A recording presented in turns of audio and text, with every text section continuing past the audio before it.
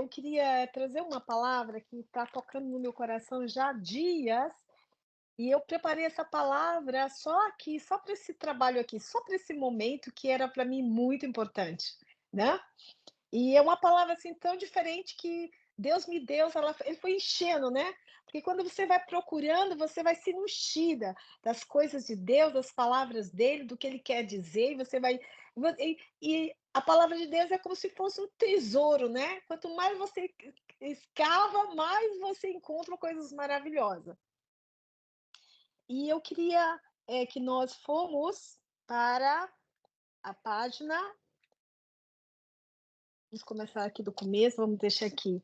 Eu queria a gente ia ler, a gente vai caminhar um pouco dessa leitura, né, um pouquinho dessa leitura, porque vai ser tem que ler um pouquinho sobre isso. Êxodo 15. Eu não sei se ninguém eu acho que ninguém pregou essa palavra hoje, né. Êxodo 15. As águas amargas. E depois a gente vai descendo, e de lá a gente vai para Elim, a presença de Deus.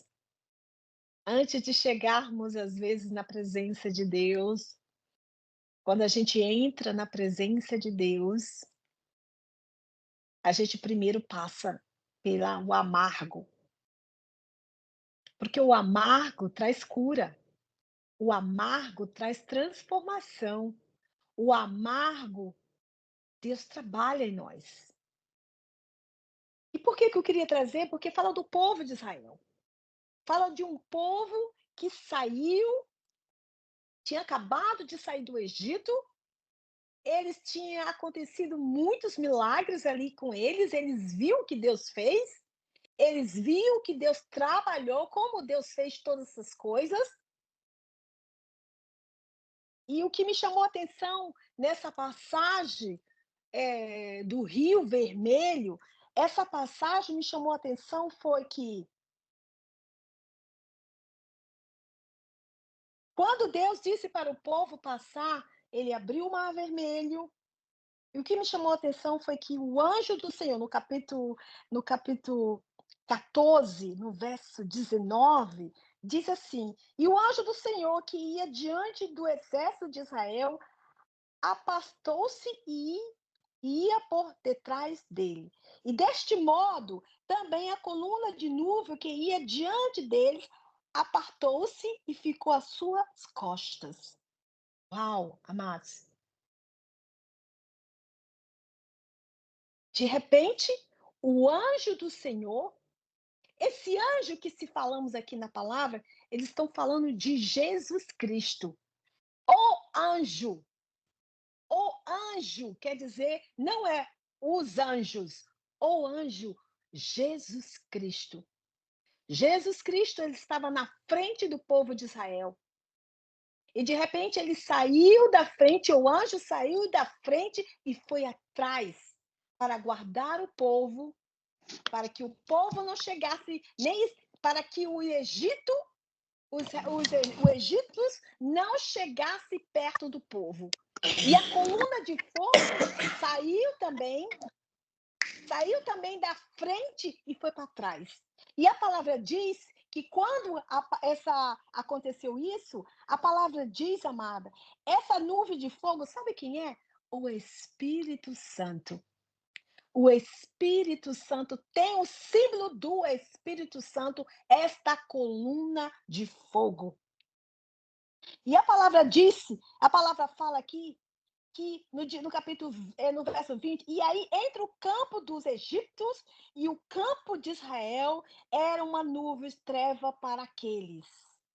Iluminava a Israel de noite e toda aquela noite nunca se aproximou um dos outros. O poder do Senhor não deixou que os egípcios chegassem perto de Israel. O poder do Senhor mostrou a fidelidade que ele tem com o seu povo. E, amados, olhando essa história, entrando nesse filme, nessa maravilha dessa história, vocês podem imaginar O poder do Senhor naquele momento, aquela coluna de fogo, o anjo com a espada desembainhada, guardando Israel, para que ele pudesse passar o mar vermelho sem nem molhar os pés. É isso que Deus quis mostrar. É isso que ele quis dizer para mim e para você. Quando nós aceitamos Jesus, o que nós recebemos. Deus nos guarda, porque somos guardadores no Espírito Santo, somos a casa do Espírito Santo.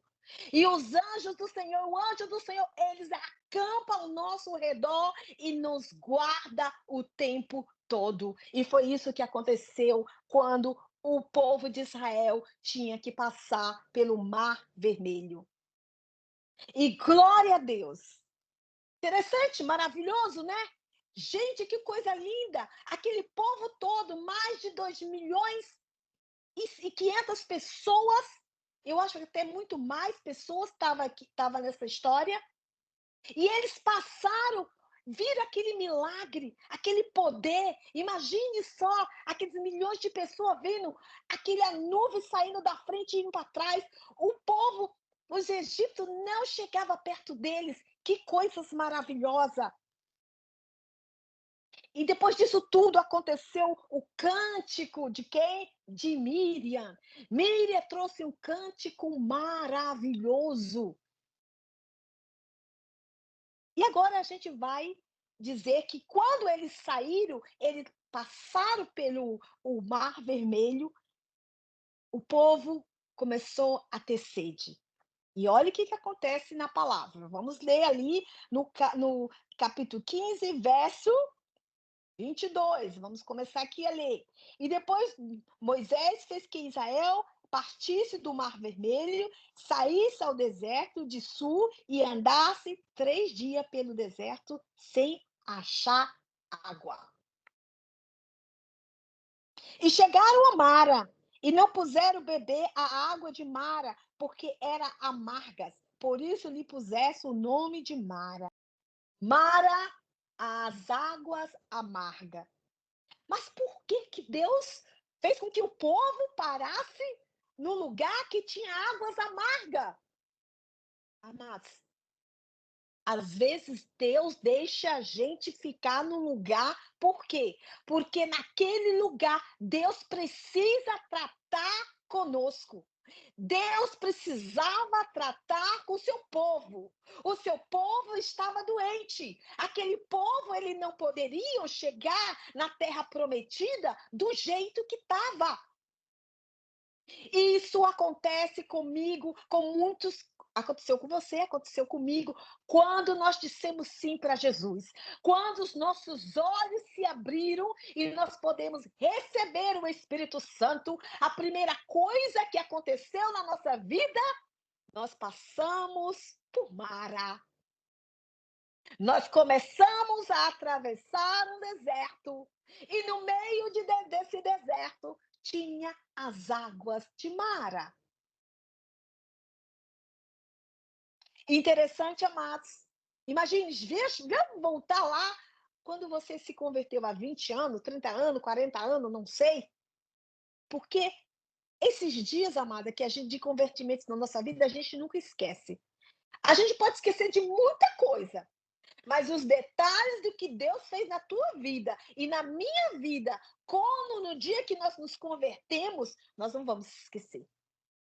Porque ficou marcado. Naquele dia, o Senhor disse para você e para mim: o teu espírito revivifica agora. E naquele momento, o nosso espírito, o teu espírito e o meu espírito revivificou com o Espírito de Deus. E nós viremos uma morada de Deus. Nós viramos uma coluna de Deus. Nós viramos a arca da aliança de Deus. Dentro de nós, o Senhor colocou a autoridade, o cajado de Moisés. Dentro de nós, o Senhor colocou, aleluia, ele colocou as coisas que era necessária que nós precisamos. E continuando aqui a palavra, as águas de Mara era amarga, não tinha como beber. O que vamos fazer? Mas o que foi que o povo fez, amados? O povo começaram a murmurar contra Deus. Mas como é que pode acontecer isso, Glauber? Como é que pode acontecer isso, Damião? Célia, há 3 dias atrás, eles viram a glória de Deus. Há 3 dias atrás, amados, ele viu o que foi que Deus fizeram através da vida deles. O que foi que Deus fizeram para ele? Gente, era 10 pragas. Todas as pragas mataram todos os egípcios, acabaram com o país do Egito, acabaram com os egípcios, acabou com o faraó, acabou com o primogênito dos egípcios, mas nenhum do povo de Israel morreram. Gente, foi milagre por cima de milagre. Não foi por milagres de bobeira, não. Foi coisas sérias. Foi coisa assim impressionante com o que aconteceu. Quando você lê, você fica impressionada nas coisas que aconteceu com aquele povo. E para coroar esses milagres, essas coisas maravilhosas, Deus mostrou o seu poder quando abriu o mar vermelho e deixou aquele povo todo passar. Foi o dia inteiro, uma coluna de água se abriram. Imagina a altura daquela coluna de água e aquele povo passando por ali. E 3 dias depois, quando já não tinha água, quando já não tinha o recurso que eles estavam precisando, eles começaram a reclamar de Deus.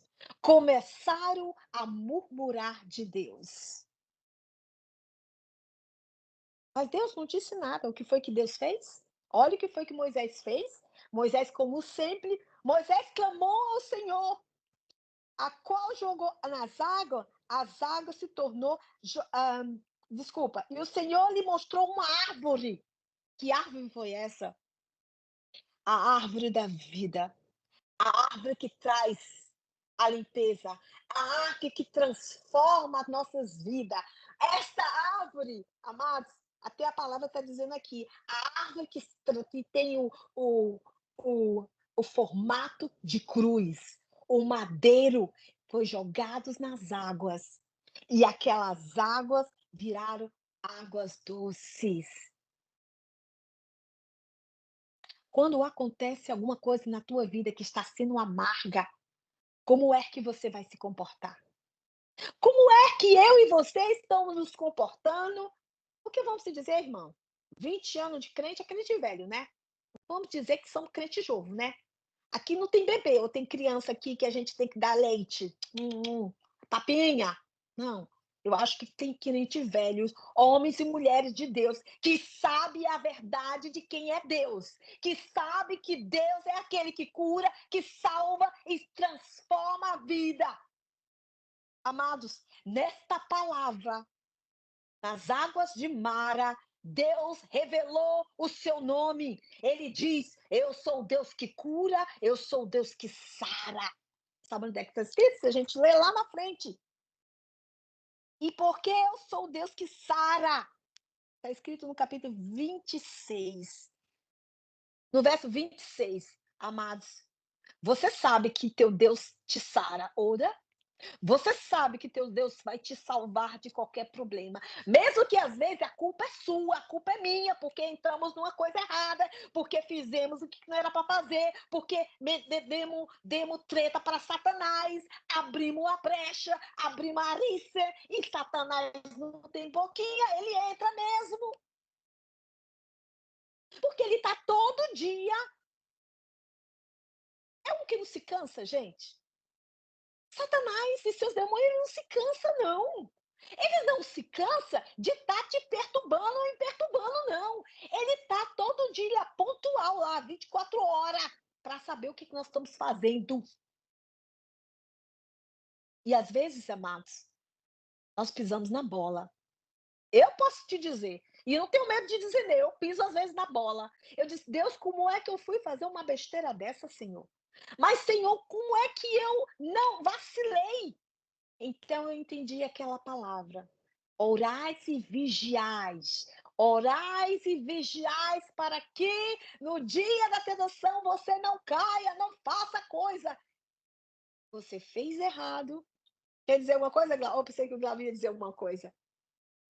Às vezes você pensa que tudo, mas é culpa do cão, é culpa dele. Que culpa do cão, gente? Ele tá lá. Ele tá lá esperando que você vacile. Ele tá lá para ver se você vacila e você pum! E aí, o que que a gente vai fazer? Sabe o que que nós vamos fazer, amados? É a palavra de Deus que diz: no céu nós temos um advogado. A gente não vai fazer como esse povo aqui que começou a murmurar. A gente não vai dizer: "Deus, como é que tu me deixa acontecer isso? Mas Deus, esse negócio não poderia assim. Isso, mas Deus", e não esquece que foi você mesmo que deu a brecha para acontecer isso ou acontecer com você. Nesse capítulo aqui, o Senhor estava testando o povo. Deus queria saber o que estava no coração daquele povo, e o coração do povo estava ruim, gente. Imagina que sujeira, imagina o que estava dentro, o que é que Deus estava vendo no meio daqueles 2,5 milhões de pessoas, gente. As pessoas estavam acostumadas a morar no Egito. Eu e você, como saímos do mundo, nós estávamos acostumados a morar no Egito e Deus precisava nos tratar. Às vezes nós precisamos passar pelas as águas de Mara para que Deus comece a nos curar, a nos tratar. Às vezes as coisas amargas nos trata, nos cura e nos mostra o que está dentro de nós. Ou será que nós esquecemos quando de primeiro a gente murmurava porque o negócio não dava certo do jeito que a gente queria? Ah, sabe? Aqueles negócios que a gente só queria, Deus, você tem que fazer assim. Ah, não, Deus tem que ser assim. Povinho mimado, não estava querendo, talvez fizeram promessa e dizer assim: olha, vem para Jesus que tua vida vai mudar mesmo. É, pois é. Vai para Jesus que tu vai mudar mesmo, vai mudar para melhor. Você vai passar pelo estreito, mas Deus vai cuidar da tua vida. Ele vai trabalhar através às vezes das águas amargas, mas ele estava mostrando aqui: eu estou preparado, eu trouxe para você águas vivas. Águas de cura.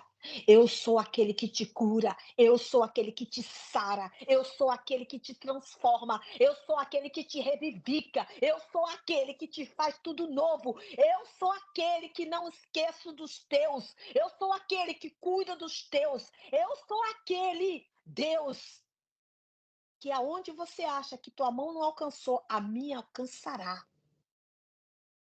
Aquele sonho que tu esqueceu, eu não esqueci. Eu lembro daquele sonho que prometi na tua vida. Eu te disse que iria fazer grandes coisas através da tua vida e para a tua vida, através de ti, para os teus. E enquanto tu estiver trabalhando para mim, diz o Senhor dos Exércitos, eu cuidarei de ti e dos teus. Não te abandonarei, não te deixarei, porque guardarei a minha promessa que eu tenho sobre a tua vida. Eu sou Deus que te sara. Eu te ressuscito. Eu estou aqui para ressuscitar sonhos. E por isso nós vamos para a segunda metade dessa pregação. Por que que estou dizendo isso? Porque agora a gente vai para Elim. Elim significa Elohim. Elim tinha as 12 fontes de água viva. Elim tinha as 70 palmeiras. Hanamashekatarabas, roqueterebexoderepassadaiaçou, niqueiço noromaiaçou. Aleluia, Jesus. Elim, quando você passou pelas águas amargas, Deus disse assim: "Venha um pouquinho mais perto para mim, venha para dentro de mim". Elim significa que você não só passou pelas palmeiras, não só que você passou, você entrou dentro de Deus. Essa passagem da palavra que está escrito aqui, que fala, a gente vai ler aqui um pouquinho. Aleluia. Deixa aqui. 17. E chegaram a Elim, onde havia fontes, 12 fontes de água e 70 palmeiras. Ali se assentaram juntos as águas. Amados, imagine quando você, imagine um oásis, imagine aquilo, aquela presença. Essas palmeiras, amadas, são 70 palmeiras, são o aconchego de Deus quando ele chega nas nossas vidas. As fontes que está falando aqui essa palavra, quando uma fonte, a fonte não é como um poço. A fonte, ela não é como uma cisterna. A fonte, ela nasce já com água e ela jorra sem parar esta água. E vocês sabiam que em Israel ainda existe esse oásis com as 12 fontes? Lá está lá, tem as fontes. Gente, quando a água nasce, você vê que a água não para de jorrar. E Deus chamou o povo, mesmo que o povo falhou, mesmo que o povo pecou, mesmo que o povo murmurou, Deus disse aqui: agora vocês passaram pelas águas amargas, agora vocês venham para dentro de mim, venha para Elim.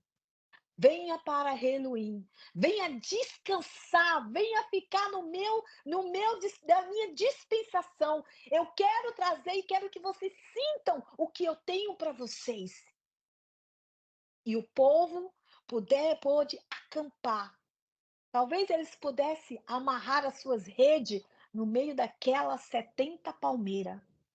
70 palmeiras amarras, aquela água significa a fonte da vida. Aquelas 70, aquelas 12 fontes, você sabe que tudo tem a ver com fonte, com 12. Os 12 apóstolos, as 12 portais de Jerusalém, tudo tem a ver com 12 do que Deus fala naquelas fontes. Aleluia, Jesus. Aleluia, Senhor. Aleluia, Pai. Oh, aleluia.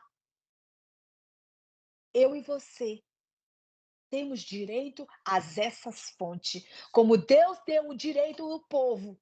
Amados, imagine só, aquele lugar existia talvez há séculos, mas talvez as pessoas nunca viram aquele lugar.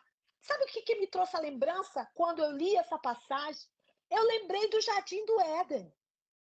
Imagina o que estava dentro do Jardim do Éden, gente. Imagina aquela presença de Deus. E ali em Elim tinha a presença de Deus. Deus está dizendo: eu quero morar no meio do meu povo. Eu quero que meu povo se sinta dentro de mim e eu dentro deles, eu perto deles e eles perto de mim. Eu quero que meus povos saiba o que eu tenho para ele. E através dele, o Senhor fez com que você e eu viesse ser morada do Espírito Santo. E dentro de você e de mim jorra a fonte de água viva, que não para de jorrar. Estas fontes não paravam de jorrar. Amados, e às vezes quando você pensa naquele lugar maravilhoso, aquele sol queimando e você debaixo daquelas palmeiras, a palmeira significa eternidade. Isso quer dizer que o Senhor está querendo e vai morar dentro de você e dentro de mim eternamente, porque é isso que Ele quer. A palavra de Jesus fala lá para Pedro, quando Pedro perguntou assim a Jesus: Jesus, quantas vezes nós temos que perdoar? Foi o que Jesus disse? 70 vezes 7. 70 vezes 7, o Senhor disse que tinha que perdoar. Esses 70 significam os 70 anciões que o povo, que Moisés escolheu para cuidar do povo. Esses 70 significa coisas certas, coisa eterna, coisas do Pai que Ele tem para mim e para você. Bênçãos 70, água, transformação, limpeza, organização na vida.